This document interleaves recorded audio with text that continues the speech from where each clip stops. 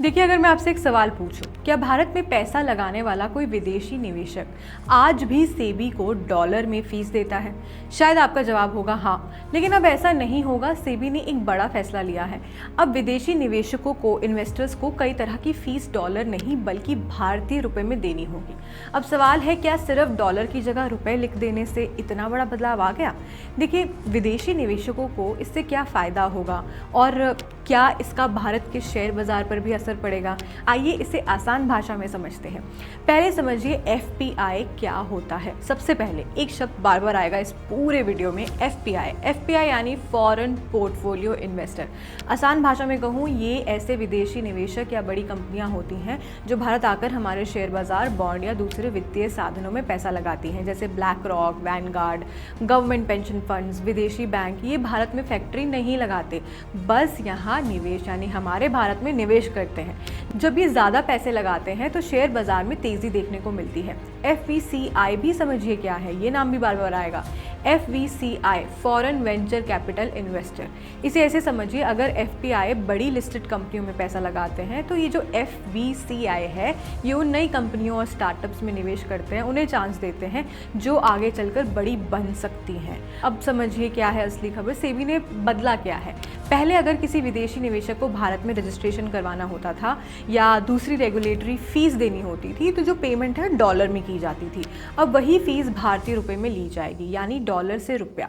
लेकिन ऐसा क्यों किया गया है? ये कितना बड़ा चेंज है, ये सबसे बड़ा सवाल है। सेबी ऐसा क्यों कर रहा है? देखिए, अगर फीस डॉलर में होगी तो हर दिन डॉलर का रेट बदलता रहता है। ये सिर्फ एग्जांपल के तौर पे दे रही हूँ। कल 87, परसों 85। इससे विदेशी निवेशकों को हर बार अलग रकम चुकानी पड़ सकती थी। अब रुपए में फीस तय होने से पूरा सिस्टम आसान हो जाएगा। यहाँ एक एग्जाम्पल से समझिए। मान लीजिए आज आपकी फ़ीस $1000 है। अगर डॉलर महंगा हो गया तो आपकी फ़ीस भी आपके अपने आप ही बढ़ जाएगी ऑटोमेटिकली। लेकिन अगर फ़ीस सीधे 90,000 रुपये तय है तो अब हर बार कैलकुलेशन नहीं करना पड़ेगा। यही सबसे बड़ा बदलाव है।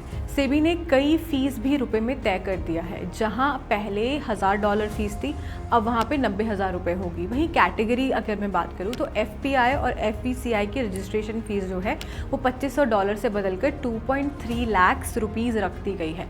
लेट फीस और दूसरी कंटिन्यूस फीस में भी इसी तरह का बदलाव किया गया है। डीडीपी समझिए, अब यहाँ एक शब्द आता है, एक नया शब्द आ गया है इस पूरे वीडियो में, वो है डीडीपी, यानी कि डेजिग्नेटेड डिपॉजिटरी पार्टिसिपेंट। नाम बड़ा है लेकिन काम बहुत इजी है, काम काफ़ी आसान है। इसे ऐसे समझिए, ये सेबी और विदेशी निवेशक के बीच एक अधिकृत एजेंसी होती है। विदेशी निवेशक पहले इसी के पास आवेदन करता है, तब यही डीडीपी विदेशी निवेशक से फीस भी लेगा और रजिस्ट्रेशन मिलने के बाद 5 वर्किंग डेज के अंदर ही सेबी के पास जमा करेगा।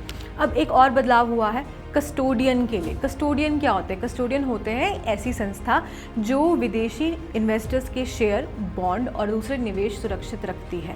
पहले उन्हें साल में 10 लाख रुपए फीस देनी पड़ती थी, अब हर महीने 85,000 रुपये फीस देनी होगी। साल में एक बार की जगह महीने महीने भुगतान। पैन वाला हिस्सा सेबी ने आवेदन प्रक्रिया भी आसान कर दी है। अब आवेदन फॉर्म में आपका जो DOB है, डेट ऑफ बर्थ है, या कंपनी बनने की तारीख भी शामिल होगी। इससे पैन बनवाने की जो प्रोसेस है वो तेज़ हो जाएगी। ये बदलाव CBDT की नई व्यवस्था के बाद किया गया है। अब सबसे ज़रूरी सवाल है कि विदेशी निवेशकों को फ़ायदा क्या होगा। 4 बड़े फ़ायदे होंगे, बता देती हूँ इस वीडियो में। डॉलर के उतार चढ़ाव की चिंता कम होगी, फीस पहले से ज़्यादा साफ और आसान होगी, आवेदन की जो प्रोसेस है वो काफ़ी ईजी हो जाएगा और भारत में निवेश करना थोड़ा और सुविधाजनक बनेगा। लेकिन सेबी ने सिर्फ विदेशी निवेशकों के लिए ही ये नियम नहीं बदले हैं, म्यूचुअल फंड के लिए भी एक बड़ा फैसला लिया है।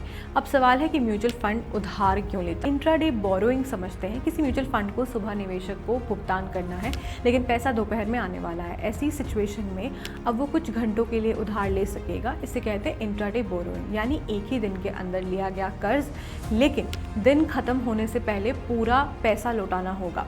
अगर नहीं लौटाया तो उसे ओवरनाइट बोरोइंग माना जाएगा, जिस पर अलग नियम लागू होंगे।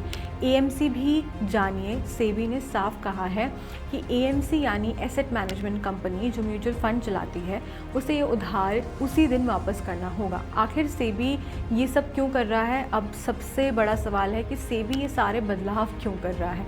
इसकी वजह है ईज़ ऑफ डूइंग बिजनेस, यानी भारत में निवेश करने की जो प्रोसेस है उसे आसान बनाना। जितना काम कागजी कार्रवाई होगी उतना आसान होगा विदेशी इन्वेस्टर्स के लिए भारत में पैसा लगाना। और अगर विदेशी निवेश बढ़ता है तो उसका फ़ायदा भारतीय शेयर बाज़ार और कंपनियों को भी मिल सकता है। ये था पूरा मामला, सेबी ने क्या किया नया बदलाव। अगर आपको ये वीडियो थोड़ी सी भी यूज़फुल लगे तो शेयर कीजिए। अगर आपको कोई सवाल है तो उसे कमेंट सेक्शन में ज़रूर पूछिए। और अगर आपको लगता है कि ये वीडियो आपके घर वालों को जाननी चाहिए, या जो लोग शेयर बाज़ार में पैसा लगाते हैं, जिनको शेयर बाज़ार में थोड़ा सा भी इंटरेस्ट है, या उन लोगों पे जिनकी शायद जेब पे असर पड़ सकता है, तो ये वीडियो उनके साथ ज़रूर शेयर कीजिए।